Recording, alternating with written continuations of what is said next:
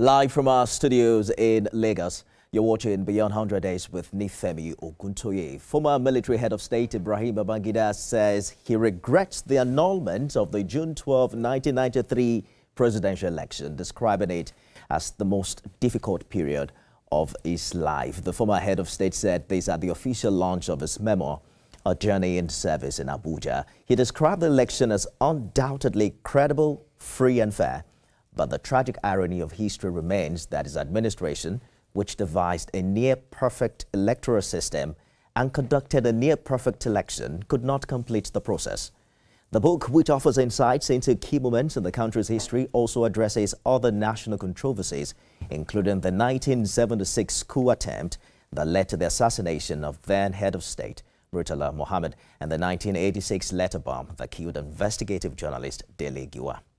Reflecting on his decision to annul the June 12 election, retired General Babangida admitted that if given another chance, he would have handled the situation quite differently.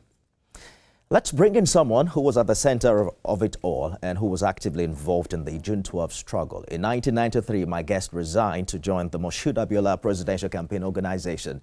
He was arrested and detained at Alagbo in Lagos after the annulment of the presidential election by General Ibrahim Babangida. Journalist and publisher of Asian International, Dele Momodu, thank you so much for joining us on the program. Thank you so much for inviting me. Glad to have you come. So let's begin with what seemed a very fascinating scene at the book launch. We saw former adversaries putting their past, behind them and coming together in the spirit of camaraderie. General Gowon's government was overthrown by a coup that involved General IBB and Olusegun Obasanjo himself. President Buhari was also ably represented, had his government overthrown by IBB. What do you make of that spectacle?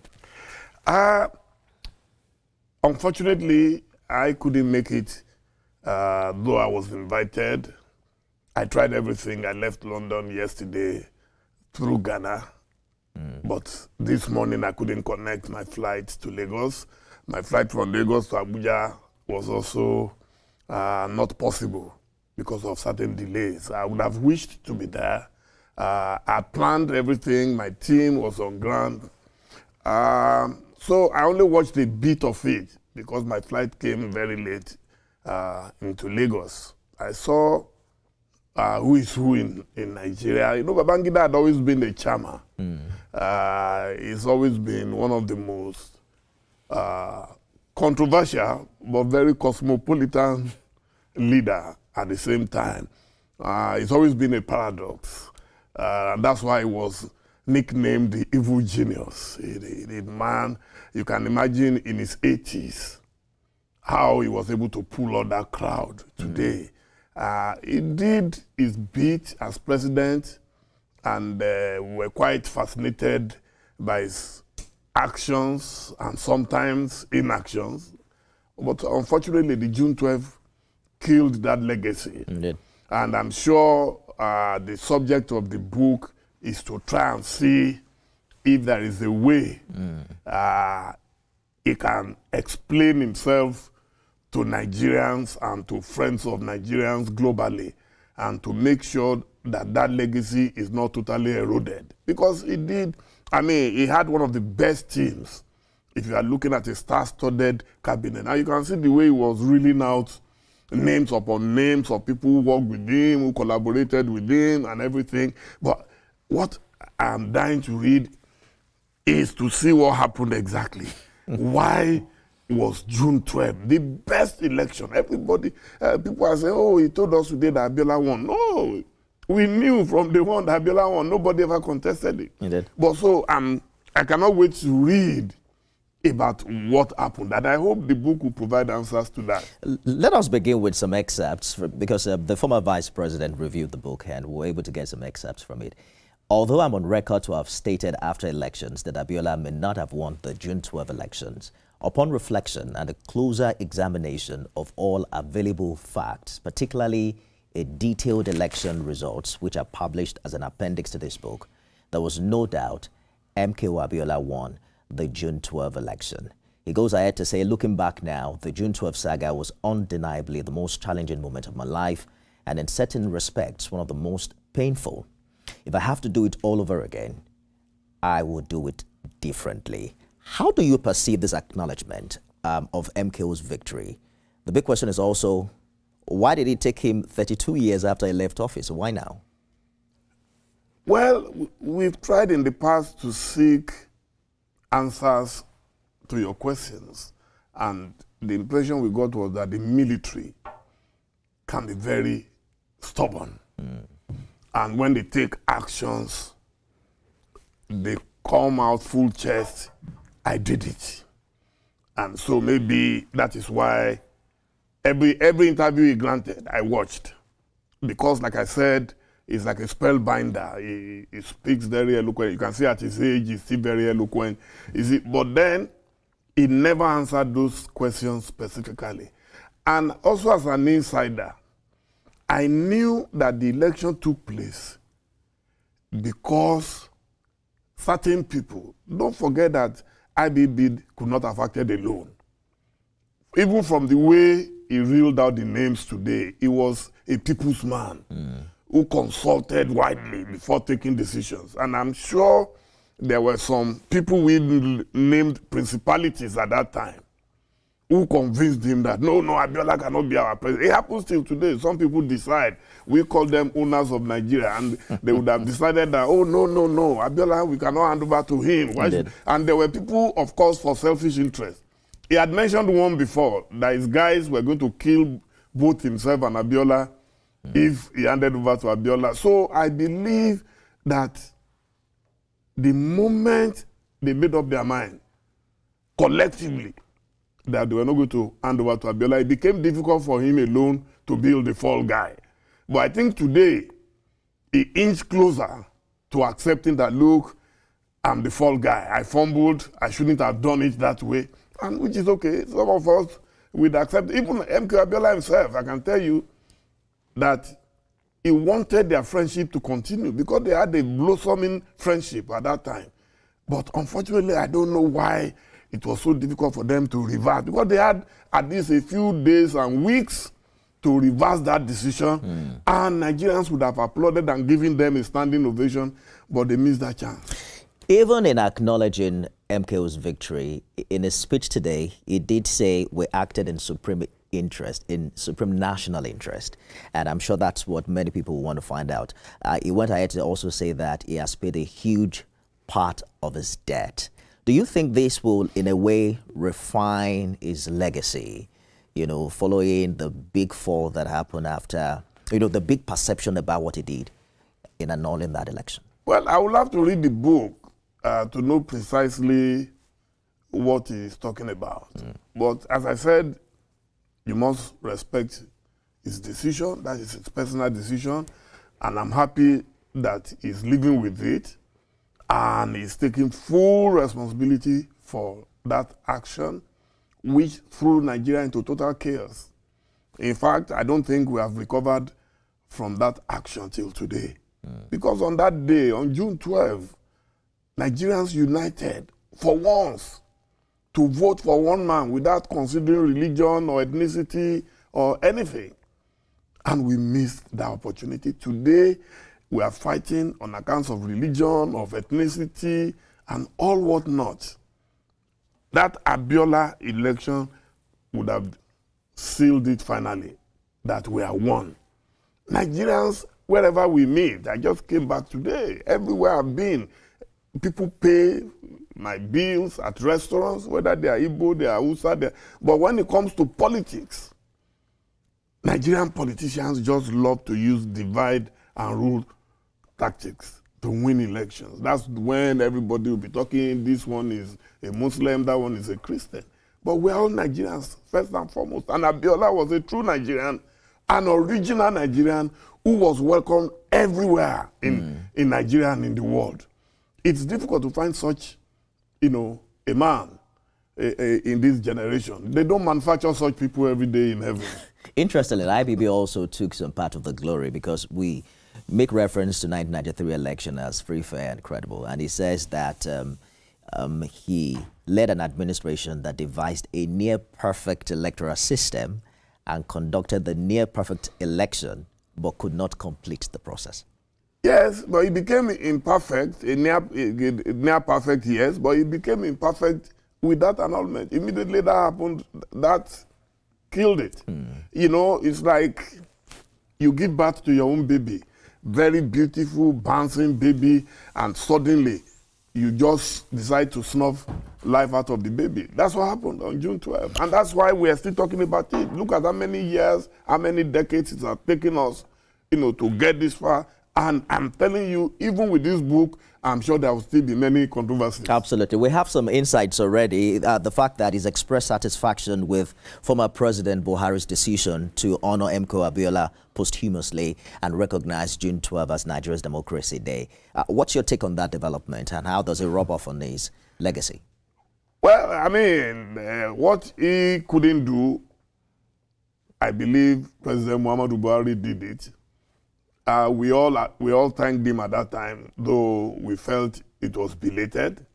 And also, we felt that he also was playing to the gallery, that he used it for political reasons. You know, in Nigeria, when the witch cries today and the child dies tomorrow, everybody knows what happened. So we're not too sure that Buhari was a great fan of Abiola, but at least he played that game and he played it very well. We're going to take a short break. When we return, we'll go personal with you because you were arrested and detained by IBB himself. I want to find out if you've forgiven him. But that'll be right after this break. Stay with us, everyone.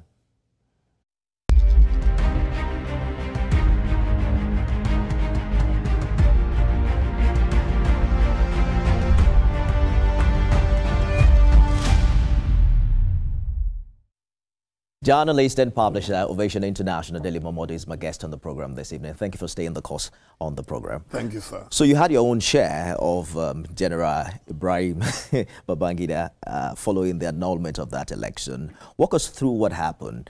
And then watching him years after, what sense do you feel a sense of perhaps now that he has acknowledged you have been absolved, and have you truly forgiven him? Oh, I forgave him long ago. I'm a Christian. And the Holy Book says you must forgive your enemies, your traducers 70 times, 7 times.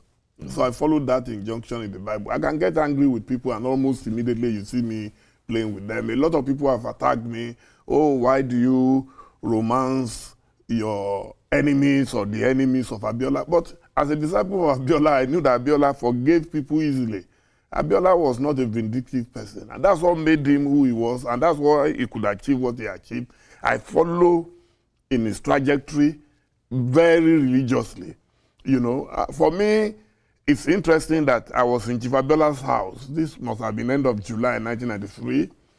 He asked me to come for some documents, and I got there about 2 p.m., but I didn't get to see him until 4 a.m., and the whole house was empty.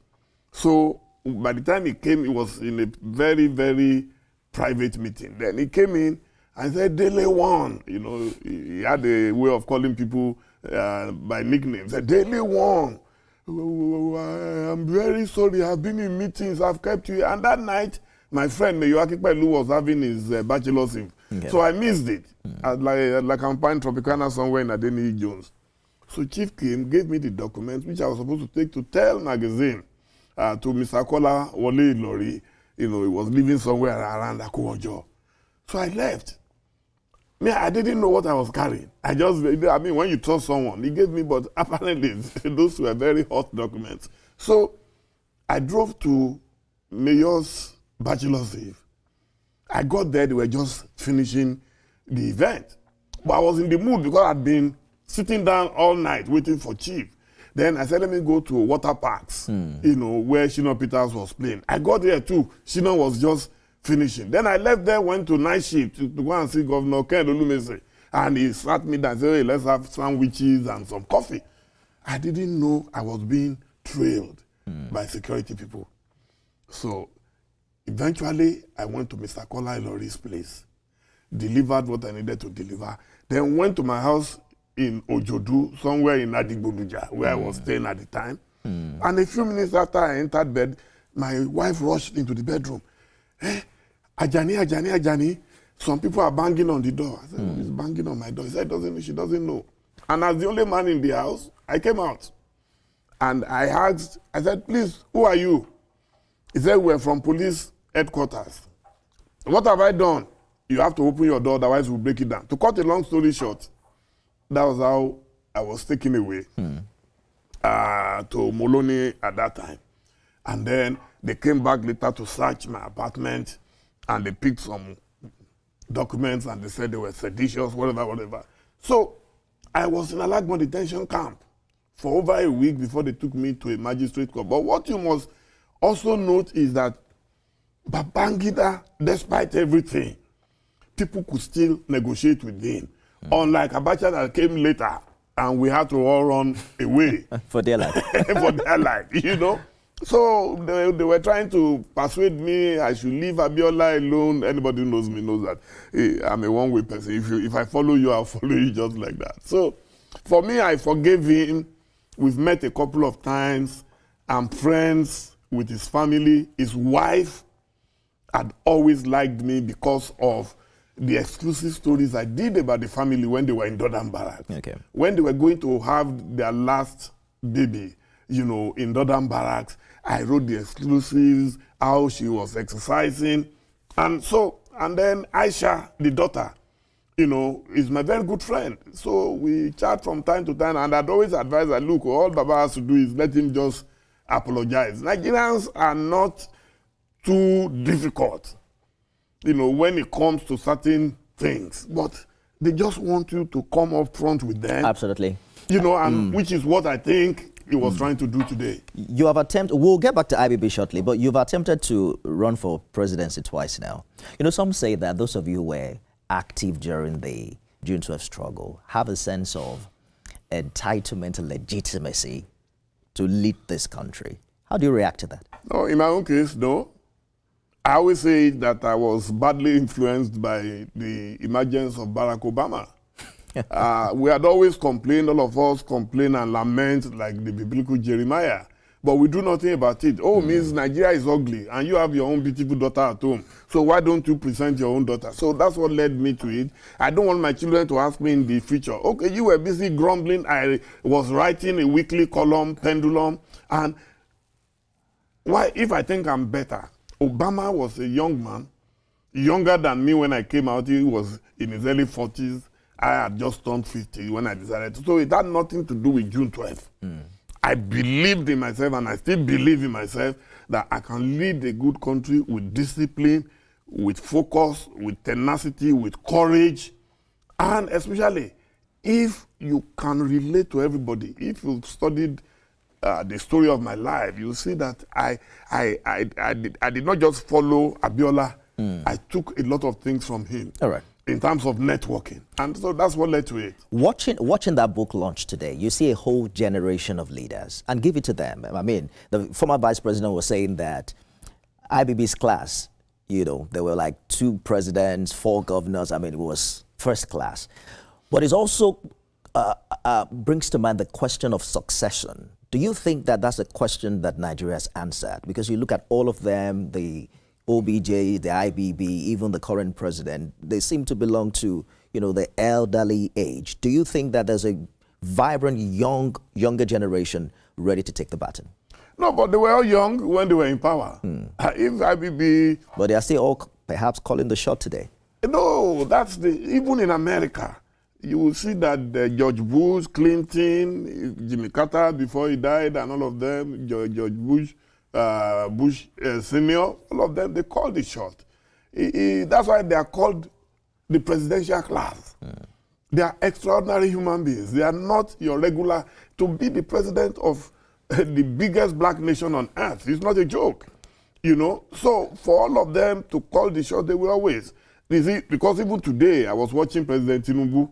We joined forces to fight IBB and to fight Abacha at that time. But today, you will not see him address IBB the way we were addressing them in those days. So that's the way life is. You know, as you mature with age, if you had invited me, let's say, 25 years ago, I'm sure I'll be spitting fire and abusing, and you know, but as you get older, you just have to, the Yoruba say, you know, when you get old, you have to act old, you know. So we're mature people, and we want peace in our country. Even when I disagree with you, I still want peace. Because I know that children of the elites, what I call the privilegencia, their children will never be seen on the streets fighting. It's always the poor people who will get hit by bullets. And for me, I have a conscience. I will not send other people's children to die for me because of power. Absolutely. Yeah. I'm wondering what your thoughts are as to how you think Nigerians should react or respond to IBB's admission and the best way to move forward from this very historic acknowledgement. But just before that, we're joining a live feed on this platform. You can continue to watch this interview on our other platforms for the Yes Energy Leadership Forum. How do you think the reaction should be? How do we move forward from this historic acknowledgement? Oh, I think Nigerians already moved forward. I mean, you accept what you cannot change. We accepted it. We didn't like it. We didn't forget it, and we're not likely to forget it. But the principal actor coming out to say, hey, I was wrong, that's good enough. Do you think it has added anything substantially to Abiola's legacy, or it's just a symbolic statement? No. Abiola's legacy would always be intact. On June 12th, God decided to purify Abiola and to cleanse him of all his sins. Because none of us, we're all mortals, none of us is perfect. But Abiola became a saint. The deification of Abiola happened on that day. And God gave him that chance. It doesn't happen to everyone. It's not everyone that will have that chance while on earth to become a saint. Martyrdom is something very, very special. Absolutely. It's now 2025, 1993, active in the struggle. Are you seeing signs of progress democratically in Nigeria? Or what are those challenges you think have remained, from 1993 till now? There are things I would not want to say because of where I am. But I'm worried about our democracy. Very, very worried. And the reason is simple. Democracy should give all of us freedom to run and act sensibly. But a situation where it is winner takes all, and it is absolute power, and in a civilian regime, you begin to see traces and symptoms of dictatorship. It worries me, and that's why I've always appealed, especially to my big brother, the current president, that look, you can fail in everything, sir, but make sure you don't fail to deepen democracy. If they defeat you, they defeat you. If you defeat us, opposition, defeat us. That is my position. It's nothing personal. You see, that's why it's democracy.